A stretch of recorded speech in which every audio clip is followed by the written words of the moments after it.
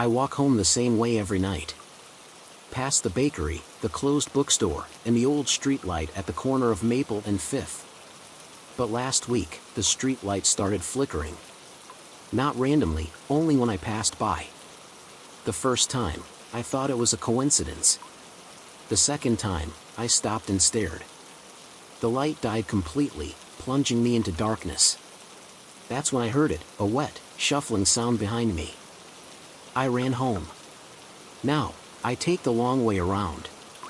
But sometimes, from my window, I see the street light flicker, and a shadow standing beneath it, staring up at my apartment. Sound cue, a faint flickering buzz, followed by slow, dragging footsteps.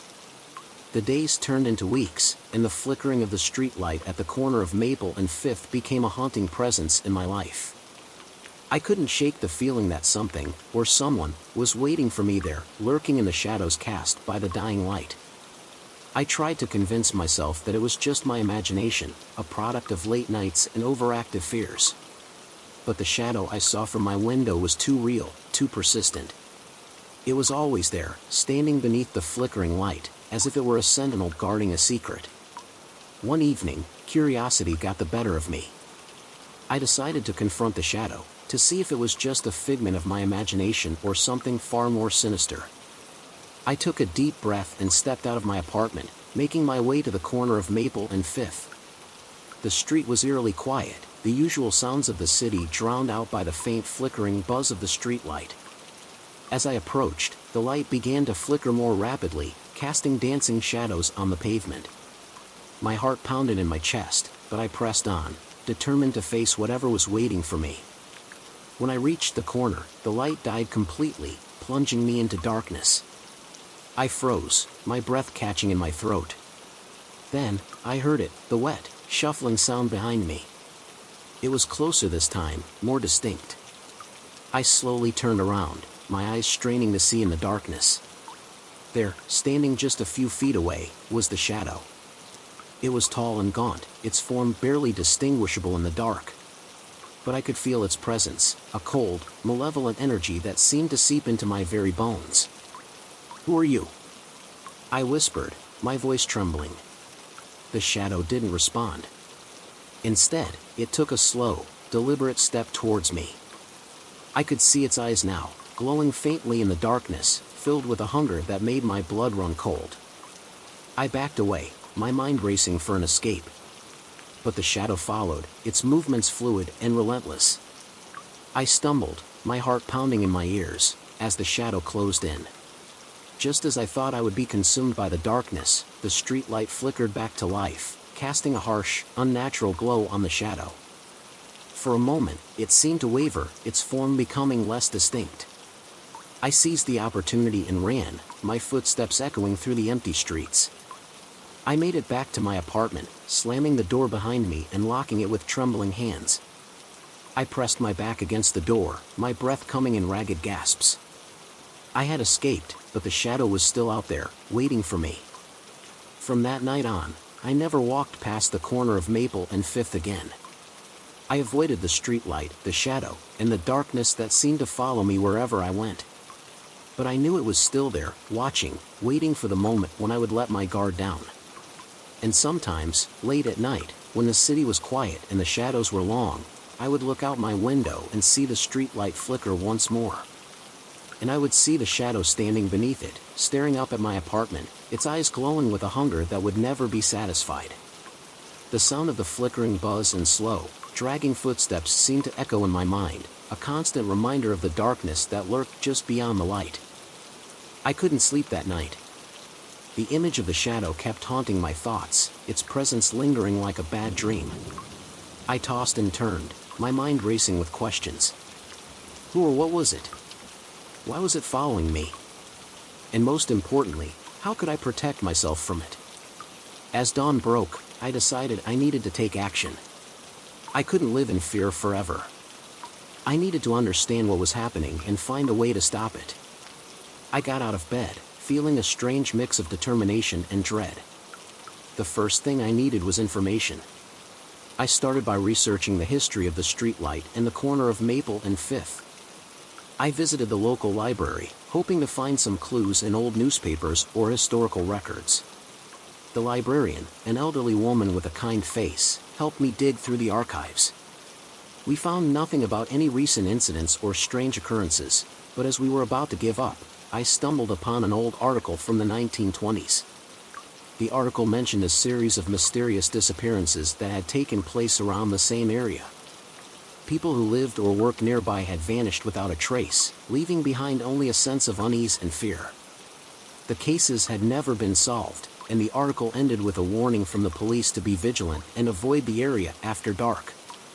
I felt a chill run down my spine as I read the article. Could the shadow be connected to these disappearances? Was it some kind of malevolent spirit or entity that had been haunting the corner for decades? I thanked the librarian and left the library, my mind racing with possibilities. The next step was to talk to someone who might know more about the supernatural. I remembered an old friend, Sarah, who had always been fascinated by the paranormal. She had once told me about her experiences with ghost hunting and her knowledge of local legends. I decided to give her a call. Sarah was surprised to hear from me but agreed to meet at a nearby cafe. She arrived with a stack of books and notes, her eyes wide with excitement. I told her about the shadow and the flickering streetlight, and she listened intently, her expression growing more serious as I spoke. "I've heard of that place," she said finally. "There are rumors that the corner of Maple and Fifth is haunted. Some people say it's the ghost of a man who was murdered there in the 1920s. Others believe it's a malevolent entity that feeds on fear and loneliness." I felt a shiver run down my spine. "What can I do to protect myself?" I asked. Sarah thought for a moment, then pulled out a small, leather-bound book. "There are a few things you can try," she said. "First, you need to cleanse your home. Salt is a powerful protective symbol. Sprinkle it around your apartment, especially near the windows and doors. You can also use sage or other herbs to smudge the space and clear out any negative energy." She handed me a small bag of salt and a bundle of dried sage. "Burn this sage and let the smoke fill your apartment. It will help to purify the space and keep the shadow at bay." I nodded, feeling a glimmer of hope. "What about the street light?" I asked. "Is there anything I can do to stop it from flickering?" Sarah shook her head. "That might be more difficult. The streetlight seems to be a focal point for the shadow's energy. You might need to find a way to disrupt that energy, but I'm not sure how." I thanked Sarah for her help and headed home, feeling a mix of hope and trepidation. I followed her instructions, sprinkling salt around my apartment and burning the sage. The smoke filled the air with a sweet, earthy scent, and I felt a sense of calm wash over me. For a few days, things seemed to improve. The shadow didn't appear at my window, and the streetlight remained steady. I began to hope that the cleansing had worked and that I was finally safe. But on the fourth night, the flickering started again. I was sitting at my desk, working late, when I heard the familiar buzz of the streetlight. I looked out the window and saw the shadow standing beneath it, its eyes glowing with a cold, malevolent light. I felt a wave of fear wash over me, but I forced myself to stay calm. I remembered Sarah's advice and grabbed the bag of salt. I sprinkled it around my window, hoping it would create a barrier against the shadow. To my surprise, the shadow seemed to waver, its form becoming less distinct. But it didn't go away. Instead, it began to move, its steps slow and deliberate. I watched in horror as it approached the window, its hand reaching out as if to touch the glass. I felt a cold, prickling sensation on my skin, as if the shadow's touch had somehow penetrated the barrier. I knew I couldn't stay in my apartment any longer. I grabbed my keys and my phone and ran out the door, not daring to look back. I drove to Sarah's house, hoping she could help me figure out what to do next. Sarah was waiting for me when I arrived, her face pale but determined. "I knew it wouldn't be that easy," she said. "The shadow is too powerful. We need to find a way to confront it directly and put an end to its influence." I nodded, feeling a mix of fear and resolve. "What do we need to do?" I asked. Sarah pulled out a map of the city and marked the corner of Maple and Fifth, "We need to perform a ritual at the streetlight," she said. "It will be dangerous, but it's the only way to break the shadow's hold on the area." I felt a lump form in my throat, but I knew she was right. I couldn't keep running forever. I had to face the shadow and put an end to its reign of terror. We spent the next few days preparing for the ritual. Sarah taught me how to use various symbols and incantations to protect ourselves and disrupt the shadow's energy. We gathered supplies, including more salt, sage, and a few other items that Sarah said would be necessary. Finally, the night of the ritual arrived. The air was cold and still, and the street light flickered ominously as we approached. I felt a knot of fear in my stomach, but I pushed it aside and focused on the task at hand.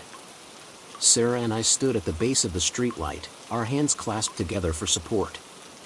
She began to chant in a low, steady voice, her words forming a protective barrier around us. I followed her lead, repeating the incantations as best I could. At first, nothing seemed to happen. The streetlight continued to flicker, and the shadow remained hidden in the darkness. But then, the air around us began to shimmer, and I felt a shift in the energy. The shadow emerged from the darkness, its form more solid and menacing than ever before. I felt a wave of fear wash over me, but I held my ground.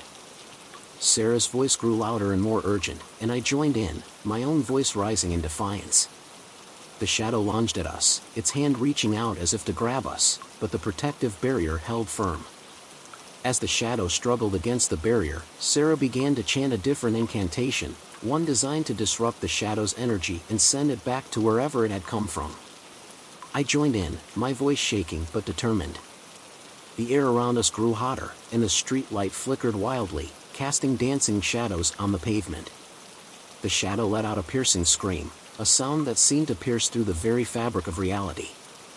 It writhed and twisted, its form becoming more and more distorted. I felt a sense of triumph, but also a deep sadness, as if the shadow was somehow a part of me, a manifestation of my own fears and insecurities. Finally, with a final, guttural cry, the shadow dissipated into nothingness. The streetlight stopped flickering, and the air around us grew still. I felt a sense of relief wash over me, but also a lingering sense of unease, as if the shadow's influence would never truly be gone. Sarah and I stood there for a moment, catching our breath. She looked at me, her eyes filled with a mix of relief and concern. "It's over," she said finally.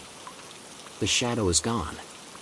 I nodded, feeling a sense of gratitude and relief. "Thank you," I said. "I couldn't have done it without you."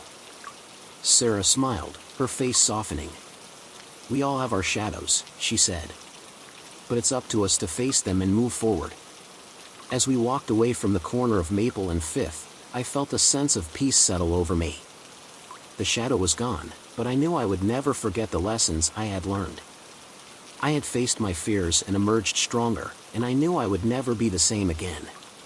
The streetlight still stood at the corner, its light steady and unwavering. It was just a streetlight now, no longer a focal point for the shadow's energy. I felt a sense of gratitude for the ordinary, for the simple things that made life worth living. As I walked home, I felt a sense of hope for the future. The shadow was gone, but I knew I would always carry its lessons with me. I had learned to face my fears and to trust in my own strength. And I knew that no matter what challenges lay ahead, I would be ready to face them. The flickering buzz and dragging footsteps were gone, replaced by the sound of my own footsteps on the pavement. I walked with a newfound sense of confidence, knowing that I had faced the darkness and emerged stronger. And as I looked up at the sky, I felt a sense of gratitude for the light that guided my way. The flickering buzz was a constant now, a low thrumming that vibrated through the walls of my apartment. It wasn't just the streetlight anymore. The sound seemed to emanate from it, a sickly, electric hum that pulsed in time with the dimming and brightening of the bulb. I'd tried earplugs, noise-canceling headphones, even a white noise machine cranked up to 11, but the buzz persisted, seeping into my bones, a constant reminder of the shadow lurking beneath the streetlight. Sleep had become a luxury I could no longer afford. Every time I closed my eyes, I saw it, a tall, gaunt figure, its features obscured by the darkness, its head tilted back, fixated on my window. Sometimes, I thought I saw its arm lift, a long, skeletal finger pointing directly at me. I'd jolt awake, heart pounding, adrenaline coursing through my veins, and peer out into the night. The street light would be steady, the shadow gone. But the buzz remained, a constant, insidious presence. I started researching. I scoured local history websites, old newspaper archives, anything that might shed light on the corner of Maple and 5th. I discovered that the street light had been installed over 70 years ago, replacing an older gas lamp. There were rumors, whispers of strange occurrences surrounding the original lamp, tales of disappearances and unexplained noises. One article mentioned a particularly gruesome incident, a local man who had vanished without a trace near the intersection in the 1950s. His body was never found. The more I dug, the more uneasy I became. The stories were vague, fragmented, but they all shared a common thread, a sense of dread, a feeling of being watched. I even found a forum dedicated to urban legends in my city, and someone had posted about the flickering streetlight. They called it the Watcher's Light. One night, driven by a mixture of fear and morbid curiosity, I decided to venture out. Armed with a flashlight and a camera, I crept back to the corner of Maple and 5th.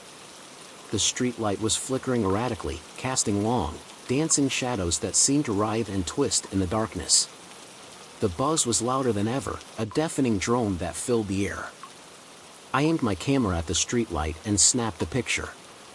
The flash illuminated the area momentarily, and in that brief instant, I saw it. Not just the shadow, but the figure itself. It was tall and emaciated, its skin stretched taut over its bones. Its eyes glowed with an eerie, green light, and its mouth was a gaping maw filled with needle-sharp teeth. It was real. I stumbled back, dropping the camera. The figure took a step forward, and the shuffling sound grew louder, closer. I turned and ran, my breath catching in my throat, the image of the creature burned into my mind.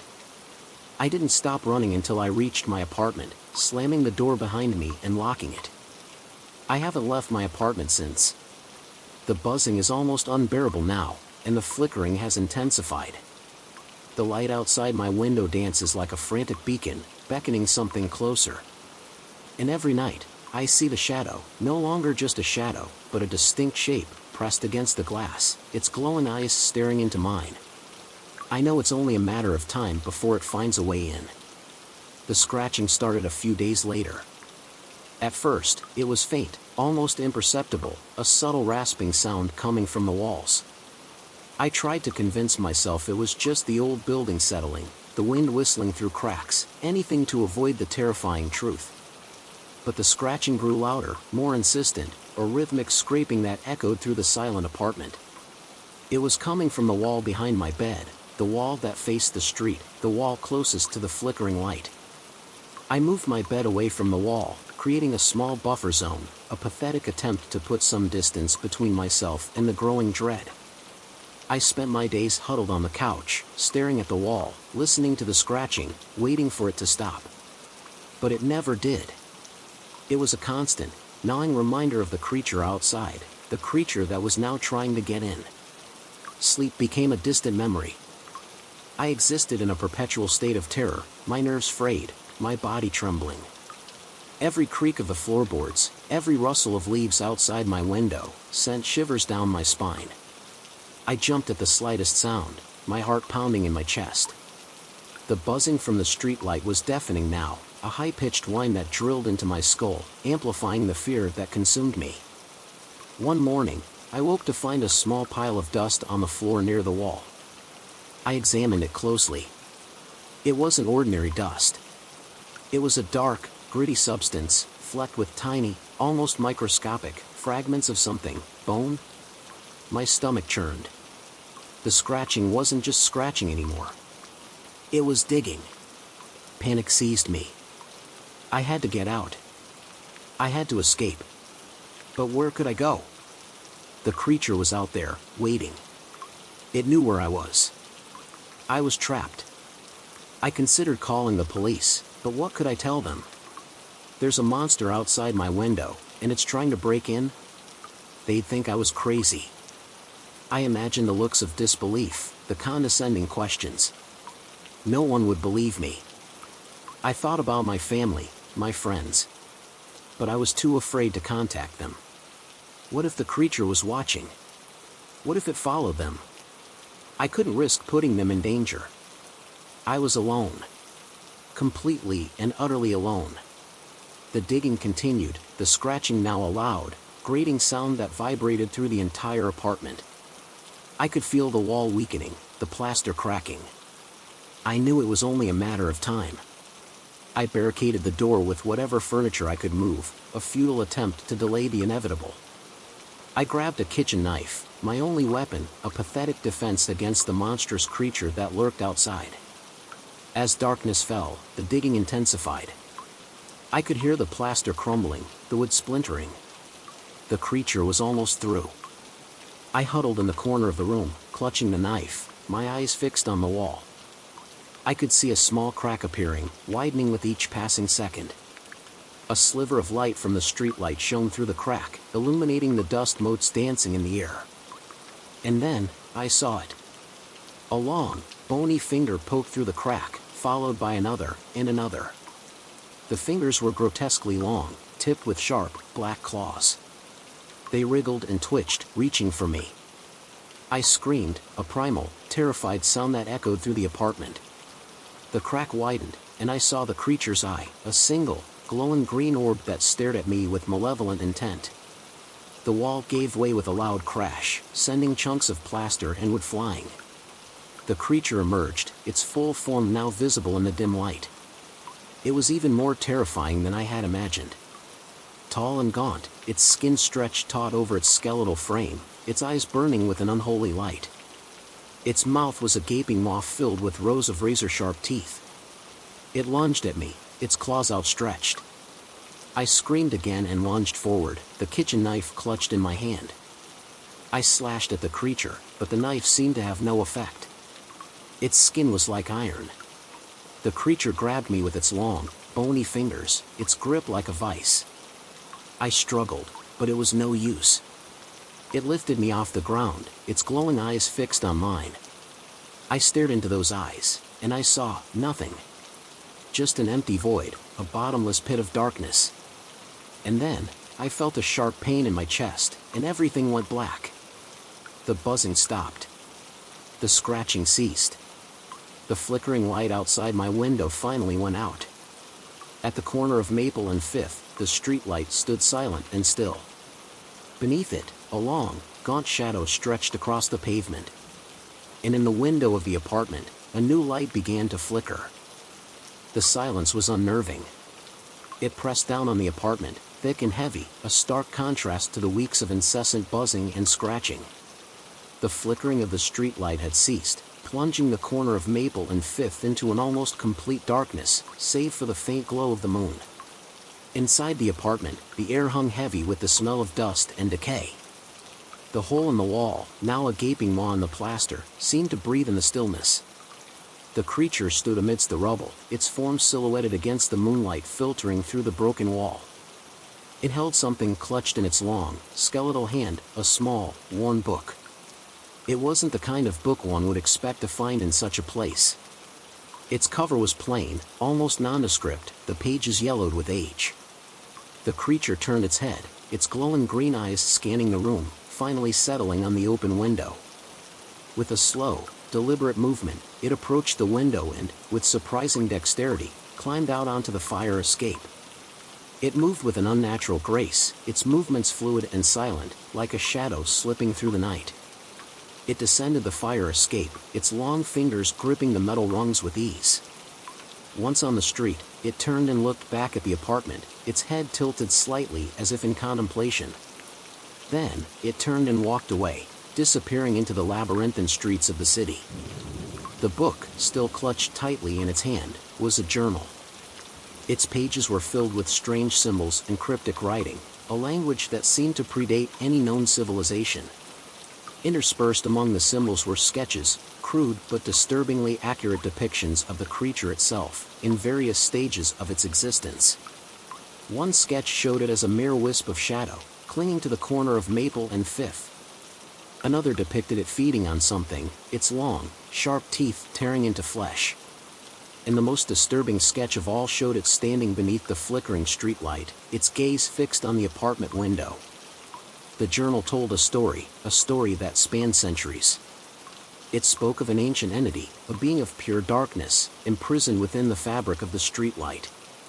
It fed on fear, on the terror of those who walked past, their fear fueling its power, allowing it to manifest in the physical world.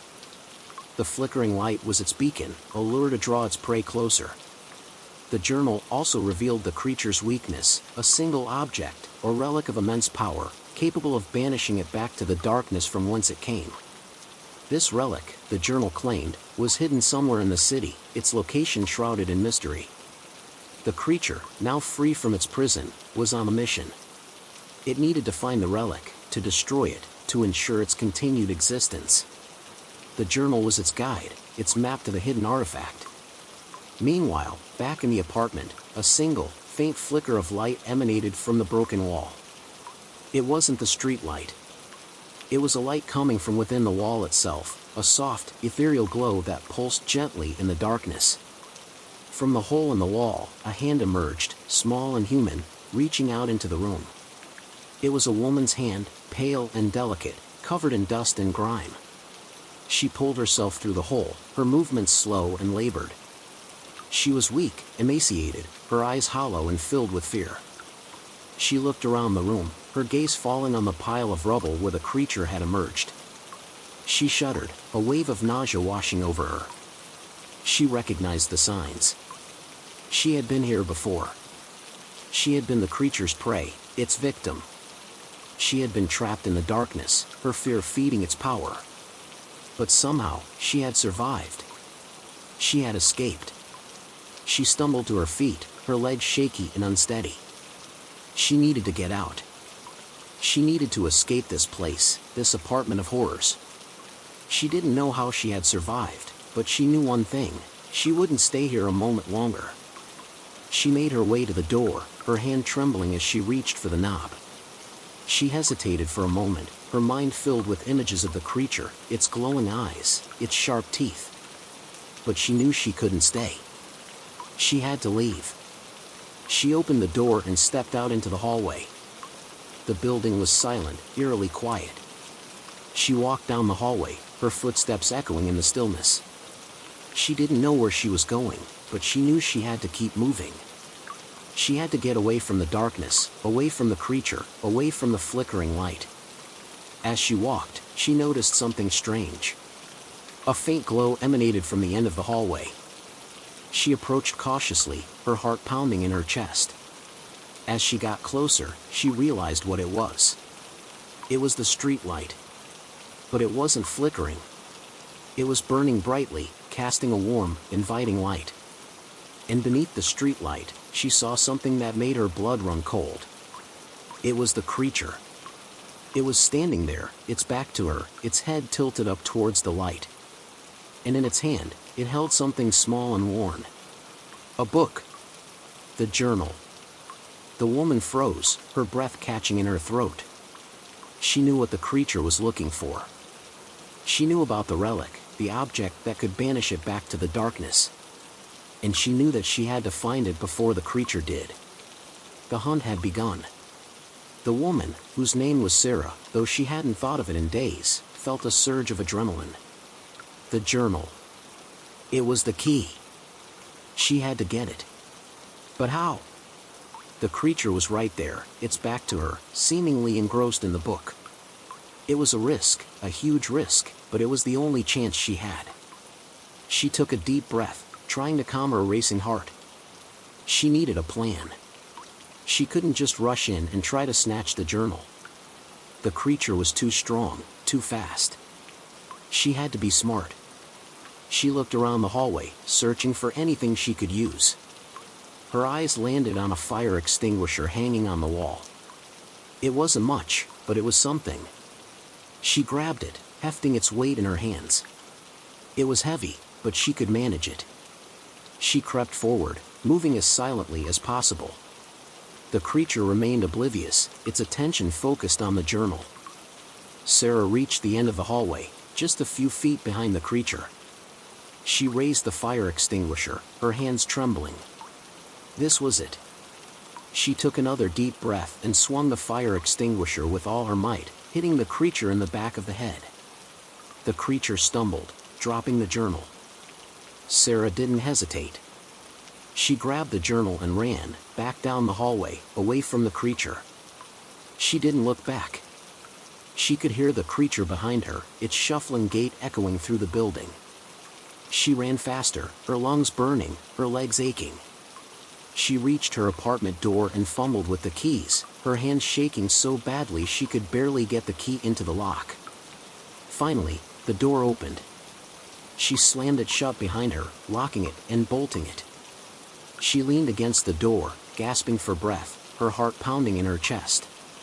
She looked at the journal in her hands. It was old, the pages brittle and yellowed.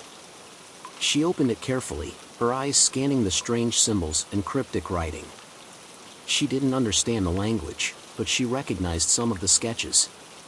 They were depictions of the creature, its history, its weaknesses. She flipped through the pages, searching for something, anything, that could help her. And then she saw it. A sketch of a key. Not an ordinary key, but a key with a strange symbol on it. Beneath the sketch, there was a single word, written in a language she didn't recognize. She stared at the sketch, trying to decipher its meaning. The key. It had to be important. It was probably the key to the relic, the object that could banish the creature. But where was it? She looked around her apartment, searching for anything that resembled the key in the sketch. She checked drawers, closets, under the bed. She found nothing. She sat down on the floor, her head in her hands. She was exhausted, both physically and emotionally. She had been running for her life, fighting for survival. And now, she had to find a key that could save her, a key that could banish the creature forever. She looked at the journal again, flipping through the pages. Her eyes landed on another sketch. It was a map. A crude map, but a map nonetheless. It showed a series of symbols, leading to a specific location. She recognized some of the symbols.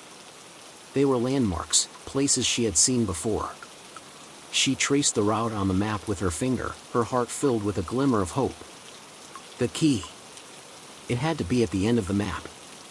She stood up, her legs still shaky, but her resolve firm. She had to go. She had to find the key. She had to stop the creature. She grabbed a backpack, stuffing it with supplies, a flashlight, some water, a first aid kit. She put the journal in the backpack, along with the fire extinguisher. She was ready. She opened the door and stepped out into the hallway. The building was still silent, but she could feel the creature's presence, lurking somewhere in the shadows. She knew it was hunting her. But she wouldn't be hunted. She was the hunter now. She followed the map, her footsteps echoing through the empty hallways. She reached the first landmark, a broken window overlooking the street. She looked out the window, scanning the street below. She saw nothing. She continued on, following the map, reaching each landmark, each symbol. The map led her through the labyrinthine streets of the city, to a part of town she had never been to before. It was an old, abandoned industrial area, filled with derelict buildings and overgrown weeds. She reached the final landmark, a large, metal door with a strange symbol on it. It was the same symbol that was on the key in the journal. She looked at the door, her heart pounding in her chest. This was it. The key had to be behind this door. She tried the handle, but the door was locked. She looked around for something to open it with, but she found nothing. She remembered the fire extinguisher in her backpack. She took it out and swung it at the lock, breaking it open. She opened the door and stepped inside. It was dark and dusty inside, the air thick with the smell of decay. She turned on her flashlight, illuminating the room. And there, in the center of the room, on a pedestal, was the key. It was exactly like the key in the sketch, with the strange symbol on it. She approached the pedestal cautiously, her eyes scanning the room for any sign of the creature. She reached out and took the key. As soon as she touched the key, she heard a sound behind her. She turned around and saw the creature, standing in the doorway, its glowing green eyes fixed on her. It was holding the journal, its pages open to a specific page.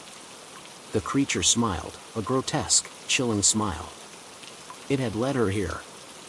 It had wanted her to find the key. Because it knew what the key could do. It could unlock something far more powerful than any relic. It could unlock the gates of hell. Sarah's blood ran cold. The creature hadn't been hunting her. It had been leading her. The journal hadn't been a guide to its banishment, but a map to its ascension. The key wasn't meant to lock something away, but to unlock something far more terrifying. The realization hit her like a physical blow. She had been a pawn in its game, a tool to bring about her own destruction, and potentially, the destruction of much more. The creature's smile widened, revealing rows of needle-sharp teeth. It raised the journal, its bony finger pointing to a specific passage. Sarah couldn't read the language, but the accompanying illustration was horrifyingly clear, a depiction of a massive, swirling vortex of darkness, with monstrous figures emerging from its depths. Below the illustration, a single word was written, a word that resonated with an ancient, primal dread. Acheron, Sarah whispered, the name of the river of woe in Greek mythology, a gateway to the underworld. The creature nodded, its eyes gleaming with malevolent triumph. It gestured towards a far corner of the room, where a circular stone slab was embedded in the floor. Sarah recognized the slab. It was the same one depicted in the journal, the gateway to Acheron. The key. It wasn't meant for a lock. It was meant for the slab. Sarah clutched the key tightly, her mind racing. She had to stop it. She had to prevent the creature from opening the gateway. But how? She had the fire extinguisher, but it had barely phased the creature before. She needed something more, something powerful, something that could counteract the ancient magic at play. She looked around the room, desperately searching for anything that could help her. Her eyes landed on a small, wooden chest tucked away in a dark corner. It was old and dusty, but something about it seemed different. She approached cautiously, her senses on high alert. She opened the chest and gasped. Inside, nestled on a bed of faded velvet, was a silver dagger. Its blade was intricately carved with symbols that looked vaguely familiar. She picked it up, feeling a strange energy coursing through her hand. It was cold, but not in a chilling way. It was a coldness that felt pure. She remembered the journal. There was a passage, a brief mention of a weapon forged from celestial silver, capable of piercing the veil between worlds. Could this be it? The creature was growing impatient. It gestured towards the stone slab again, its movements more urgent now. Sarah knew she had to act quickly. She gripped the silver dagger tightly, her heart pounding in her chest. She didn't know if it would work, but it was her only chance. She charged at the creature, the dagger raised high. The creature lunged forward to intercept her, but Sarah was faster. She sidestepped its attack and plunged the dagger into its chest. The creature recoiled, a guttural shriek echoing through the room. Its form began to flicker and distort, the light in its eyes dimming. It stumbled backwards, clutching at the wound. Sarah didn't hesitate. She struck again, and again, driving the silver dagger deep into the creature's flesh. With each strike, the creature's form became more unstable, its screams growing weaker. Finally, with a last, desperate thrust, Sarah plunged the dagger into the creature's heart. The creature let out a final, agonizing shriek, and its form dissolved into a cloud of dust and shadows. The journal fell to the ground, its pages fluttering open. Sarah stood there, panting, the silver dagger still clutched in her hand. The creature was gone. For now. She looked at the stone slab, the gateway to Acheron. The key. She still had the key. She could destroy it, prevent the creature from ever returning. She approached the slab, her hand trembling as she inserted the key. It fit perfectly. She turned the key, and the slab began to glow with an eerie, green light. A swirling vortex of darkness began to form, just like in the illustration in the journal. But Sarah didn't hesitate. She grabbed the fire extinguisher from her backpack and aimed it at the vortex. She pulled the trigger, unleashing a torrent of foam and chemicals. The vortex sputtered and flickered, its light dimming. The gateway to Acheron was unstable. She continued to spray the vortex, the fire extinguisher emptying quickly. The vortex began to shrink, its swirling darkness receding. Finally, with a last gasp, the vortex disappeared completely, the stone slab returning to its original, inert state. Sarah dropped the fire extinguisher, her body shaking with exhaustion. She had done it. She had stopped the creature, at least for now. But she knew it wasn't over. The journal was still here. The knowledge of the gateway, the key, the relic, it was all still here. And somewhere out there, other creatures, other entities, might be searching for it.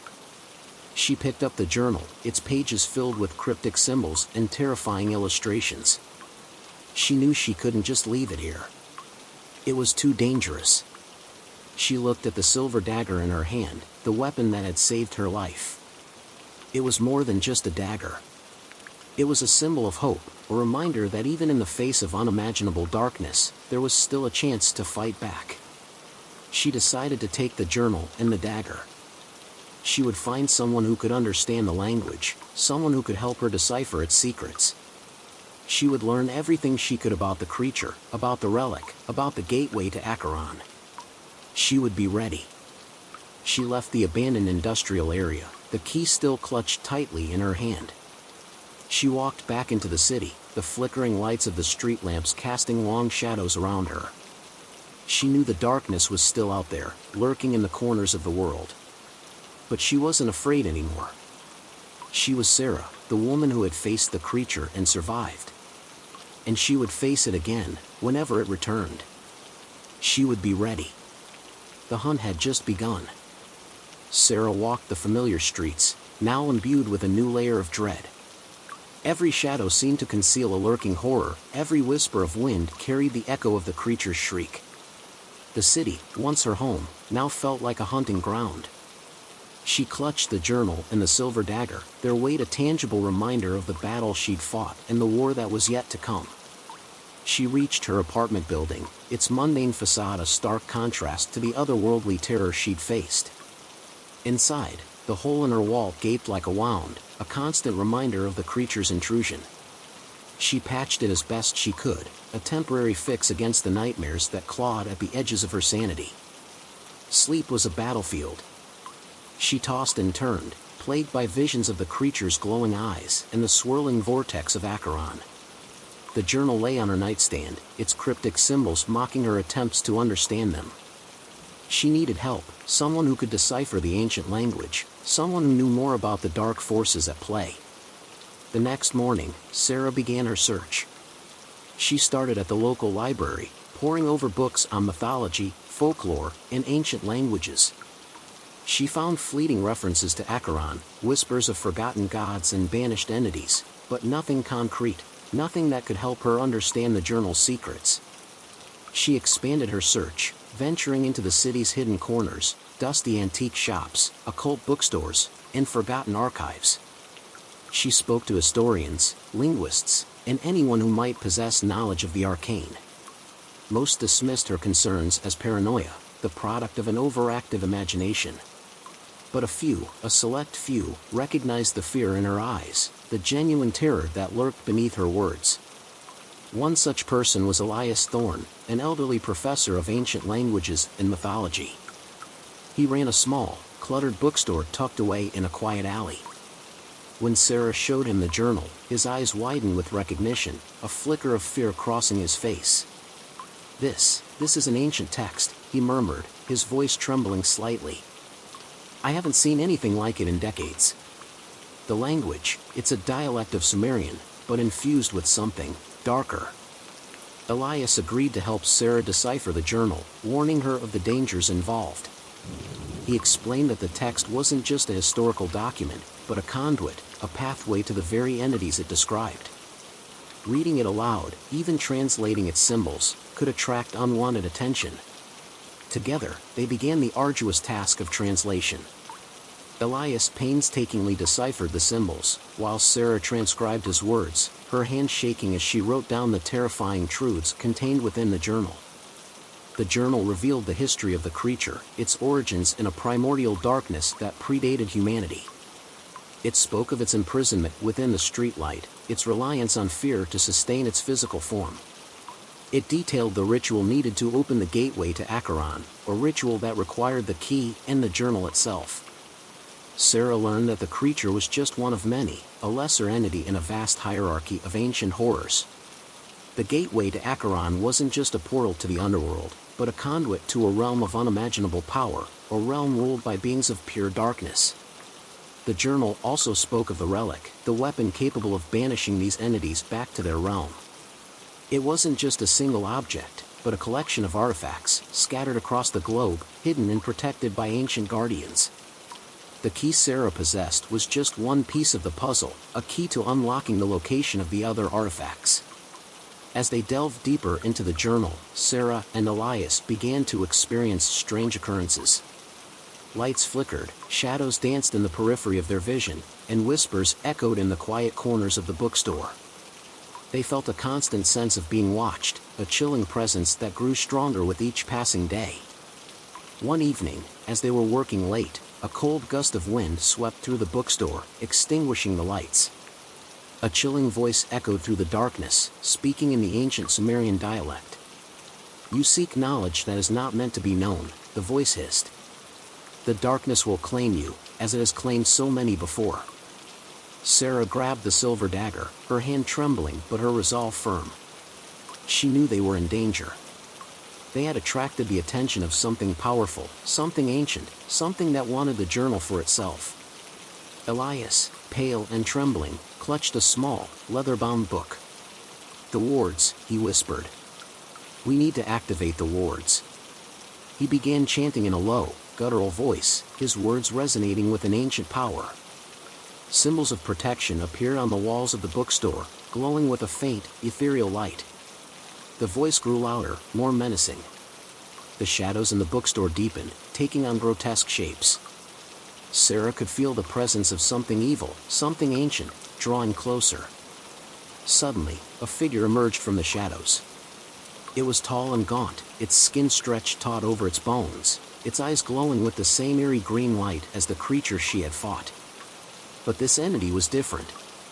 It radiated a power that was far greater, far more terrifying. "You cannot stop us," the entity hissed.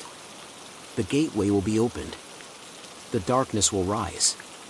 It lunged at them, its long, bony fingers outstretched. Sarah raised the silver dagger, ready to defend herself. But Elias stopped her, his hand raised. "No," he said. "This is beyond our power. We must flee." He grabbed Sarah's arm and pulled her towards a hidden door at the back of the bookstore. They escaped into the night, leaving the entity behind. They found refuge in a small, secluded cabin in the mountains, far from the city and its lurking horrors. Elias explained that they needed time to prepare, time to find a way to fight back. He revealed that the leather-bound book he carried contained the knowledge of ancient wards and rituals, spells that could protect them from the dark forces that were hunting them. Sarah knew that their journey had just begun. They were facing a threat far greater than she had ever imagined. But she was no longer just a victim. She was a warrior, a protector, a guardian against the darkness. She would learn the ancient magic, master the silver dagger, and find the other artifacts. She would not rest until the gateway to Acheron was sealed forever, and the creatures of darkness were banished back to their realm. The hunt had become a war.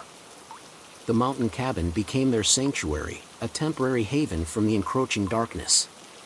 Elias, his initial fear replaced by a grim determination, immersed himself in the ancient texts, deciphering the wards and rituals, while Sarah trained with the silver dagger, honing her skills, preparing for the inevitable confrontation. The isolation was both a blessing and a curse. It allowed them to focus, to learn, to strategize, but it also amplified the silence, the ever-present awareness of the lurking evil that could find them at any moment. Elias explained that the entities they faced were not merely physical beings, but manifestations of primal fear, feeding on the darkness in human hearts. To defeat them, they needed not only weapons and magic, but also inner strength, a resilience against the terror that sought to consume them. Sarah meditated, practiced breathing exercises, and delved into the psychological aspects of fear, learning to control her own anxieties, to transform them into a weapon against the darkness. She realized that the creature she had faced in her apartment wasn't just a monster, but a reflection of her own deepest fears, her vulnerability, her sense of isolation. By confronting those fears, she could become stronger, more resilient. Weeks turned into months. Elias taught Sarah the ancient Sumerian language, helping her understand the journal's cryptic messages. They discovered that the other artifacts weren't just objects, but keys, each unlocking a piece of the puzzle, leading them closer to the ultimate weapon, the artifact capable of permanently sealing the gateway to Acheron. The journal revealed the location of the first artifact, a hidden temple deep within the Amazon rainforest, guarded by a tribe of indigenous people who had sworn an oath to protect it. It was a perilous journey, fraught with dangers both natural and supernatural. Sarah and Elias prepared for their expedition, gathering supplies, studying maps, and practicing the rituals that would protect them from the jungle's unseen threats. They knew they couldn't stay in the cabin forever. The entities were growing stronger, their influence spreading like a plague. They had to act, and they had to act now. They left the cabin under the cover of darkness, their faces grim, their resolve unwavering. Their journey took them across continents, through bustling cities and desolate landscapes. They faced trials both physical and spiritual, battling not only the creatures of darkness, but also their own inner demons. In the Amazon, they navigated treacherous rivers, dense jungles, and ancient ruins, facing down venomous creatures and navigating through treacherous terrain. They finally reached the hidden temple, a magnificent structure shrouded in vines and mist. The indigenous tribe, descendants of the ancient guardians, welcomed them with suspicion, testing their worthiness before revealing the location of the first artifact, a small, obsidian dagger, pulsating with a strange energy. The tribe elder explained that the dagger was not just a weapon, but a key to unlocking the power of the other artifacts. It could sense their presence, guide them on their quest. But it also came with a burden. The dagger was connected to the life force of the guardian, and using it would weaken the tribe's protection against the encroaching darkness. Sarah accepted the burden, knowing that it was a necessary sacrifice. She took the obsidian dagger, feeling its power surging through her veins. She knew that the journey ahead would be even more dangerous, but she was ready. The dagger led them to the next artifact, a hidden chamber beneath the Vatican City. They infiltrated the ancient catacombs, navigating through labyrinthine tunnels and evading the watchful eyes of the Vatican guards. They faced traps and puzzles, tests of their courage and intellect. Finally, they found the second artifact, a golden chalice, inscribed with ancient symbols. The chalice was said to hold the power of light, capable of dispelling the darkness and weakening the entities. But it was also a tempting object, its power corrupting those who sought to wield it for their own gain. Sarah and Elias faced a moral dilemma. They knew the chalice was essential to their quest, but they also knew the danger it posed. They decided to use its power sparingly, only when absolutely necessary. The obsidian dagger then guided them to the third artifact, a hidden island in the Pacific Ocean. They braved treacherous storms and navigated through uncharted waters, facing down monstrous sea creatures and ancient sea spirits. They finally reached the island, a volcanic peak shrouded in mist. They discovered the third artifact in a hidden cave, a silver amulet, adorned with a single, glowing gemstone. The amulet was said to contain the power of the earth, capable of grounding them, connecting them to the natural world, and strengthening their resilience against the darkness. As they collected each artifact, Sarah and Elias felt their power growing, their connection to the ancient magic deepening. They were becoming more than just humans. They were becoming guardians, protectors of the light. The obsidian dagger then pointed them towards the final artifact, the key to sealing the gateway to Acheron, a hidden city in the Himalayas, a place of ancient wisdom and enlightenment. They embarked on their most perilous journey yet, braving treacherous mountain passes, facing blizzards and avalanches, and evading the watchful eyes of the entities who were now actively hunting them.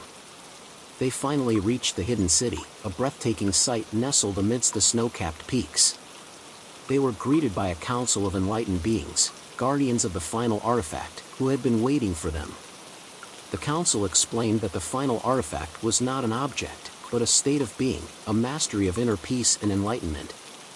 It was the ability to control one's own darkness, to transcend fear and embrace the light. Sarah and Elias underwent a series of trials, tests of their courage, their wisdom, and their compassion. They faced their deepest fears, their darkest desires, their most painful memories. They confronted their own inner demons, their own personal darkness. Finally, they emerged victorious, their spirits purified, their minds enlightened.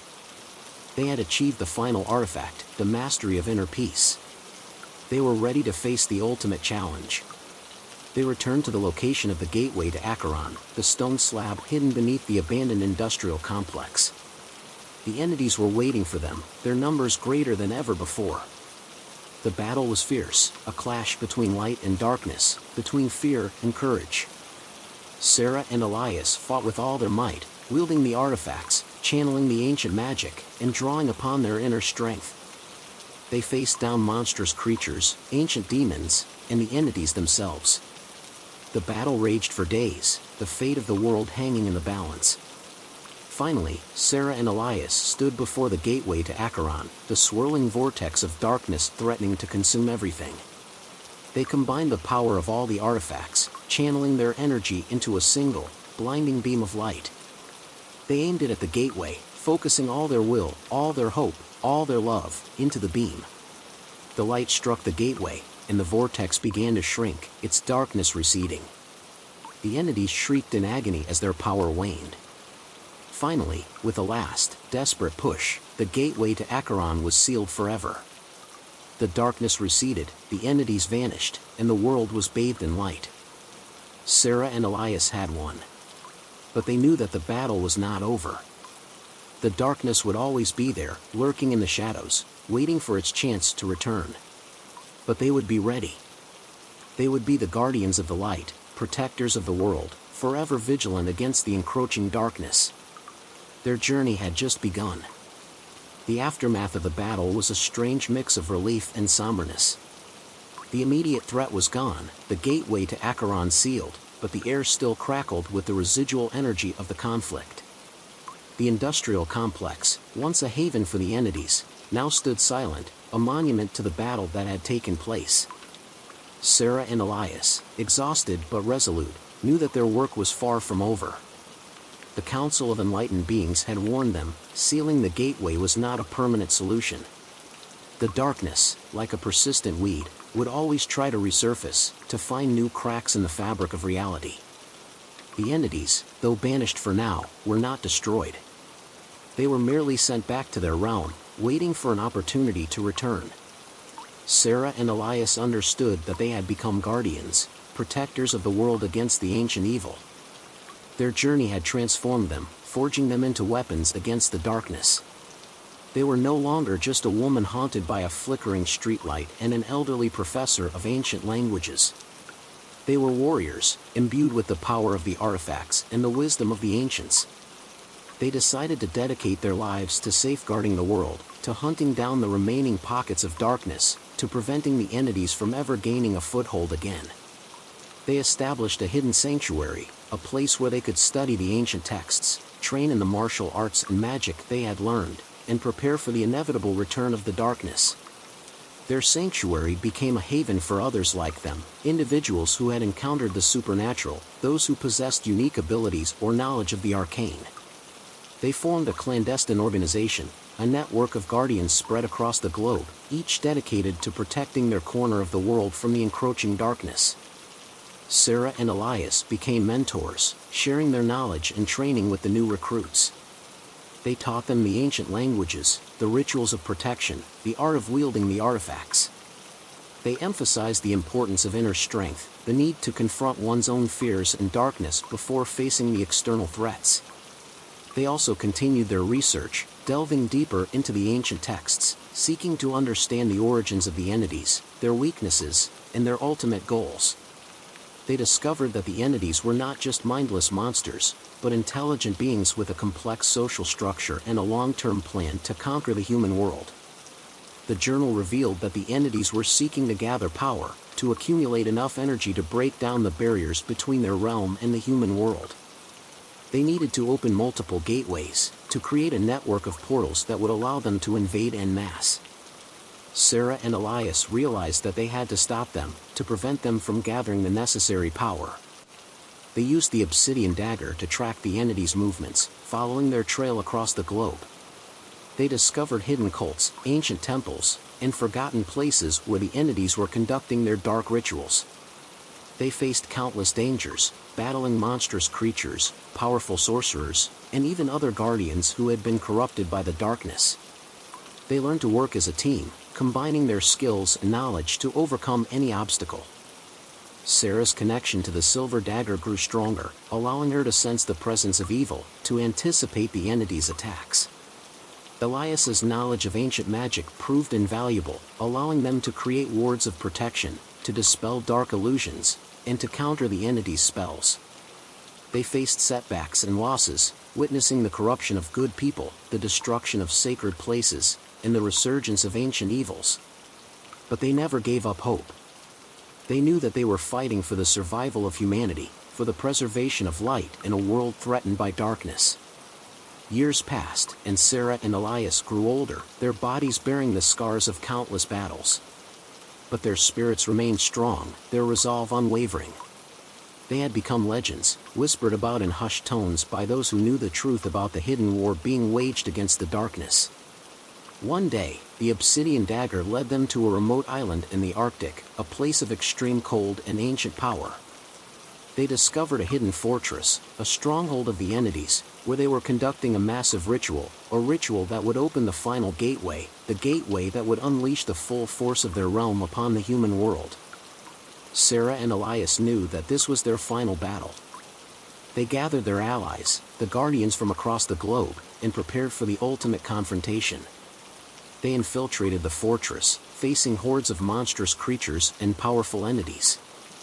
The battle was epic, a clash of light and darkness that shook the very foundations of the earth. Sarah and Elias fought side by side, their movements synchronized, their powers complementing each other. They wielded the artifacts with precision and skill, channeling their energy into devastating attacks. Elias, drawing upon his knowledge of ancient magic, created a powerful shield that protected them from the entity's spells. Sarah, guided by the obsidian dagger, struck at the entity's weak points, her silver dagger piercing their defenses. They fought their way to the center of the fortress, where the entities were performing their ritual. They faced the leader of the entities, a being of immense power, a creature of pure darkness.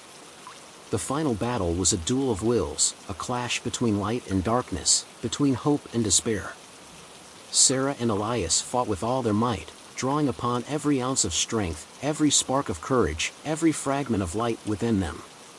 Finally, with a combined attack, they shattered the entity's ritual, disrupting their connection to their realm. The fortress began to crumble, the ground shaking beneath their feet. The entities shrieked in rage as their power waned. Sarah and Elias stood side by side, their bodies battered, their spirits unbroken. They had won. The gateway was sealed, the entities banished, the world saved. But they knew that their work was not yet finished. The darkness would always be there, lurking in the shadows, waiting for its chance to return. And they would be there, waiting to face it, guardians of the light, protectors of the world, forever vigilant against the encroaching darkness. Their watch would continue,